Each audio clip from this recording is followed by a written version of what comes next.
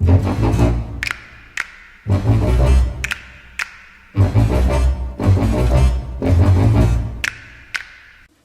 à tous et à tous, nous nous retrouvons pour une émission exceptionnelle, indispensable. Elle consiste à présenter des débats et des questions que nous nous posons tous les jours. Bienvenue sur Iqbal Live TV. Je suis en compagnie de Mariam. Bonjour. De Billy. Bonjour. De Ina. Bonjour. De Ayoub. Bonjour. Alors, on nous pose une question de tous les jours. Peut-on croire à la politique? Je dirais plutôt peut-on croire encore à la Il y politique? en a assez de cette question. Bien évidemment que les hommes politiques sont tous incapables et corrompus, car ils pensent tous à leur argent et à leur popularité. Mais effectivement, Billy, on le sait tous aujourd'hui que les hommes politiques de notre époque ne sont pas du tout des exemples. Bien non, prenons l'exemple de Hazine Taibi, maire de Stein, qui a littéralement risqué sa vie. Mais ce Has-Been Taibi, on ne le connaît pas celui-là. Et en quoi a-t-il risqué sa vie? Qu'a-t-il fait, me direz-vous? Bien c'est simple.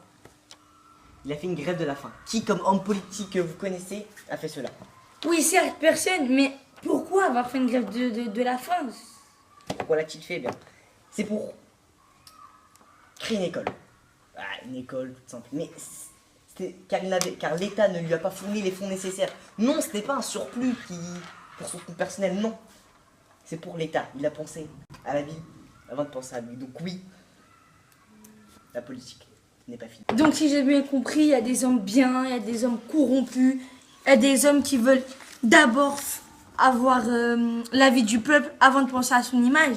Tout cela me fait rire. Par exemple, votre cher ami Sarkozy. Celui-ci a été mis en examen hier soir. Comme le titre des journaux l'indique. C'est pour une histoire d'affaires et de trafic... d'affaires de corruption et de trafic d'influence entre Dassault et un de son compagnon. Et ce n'est pas tout. Serge Dassault ne le prouve-t-il pas en faisant une complicité d'achat de vote, c'est-à-dire en donnant de l'argent au peuple pour se faire élire président ou ministre? C'est une minorité. C'est une minorité que vous venez de citer. Si l'on prend un par un les hommes politiques qui ont fait ci, cela, mais prenons les petits, entre guillemets, hommes politiques qui ont contribué au bien-être de la France. Attendez. Je vous rappelle aussi qu'il y a eu un sondage, BVA, publié samedi. Il a été révélé que 69%, 69 j'ai bien dit, des Français estiment que les personnalités politiques sont les plus souvent corrompues. Près de 7 Français sur 10 pensent que les politiciens sont corrompus. Le sondage a été fait par ITV.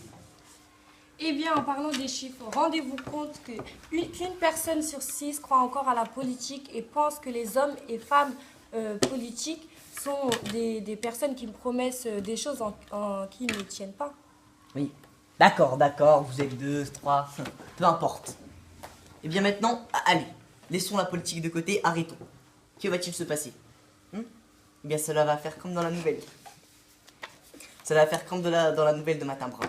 Voilà. L'État va tout diriger. Ce sera une dictature. Donc voilà, si les hommes politiques sont corrompus, à charge aux citoyens de leur faire leur propre avis.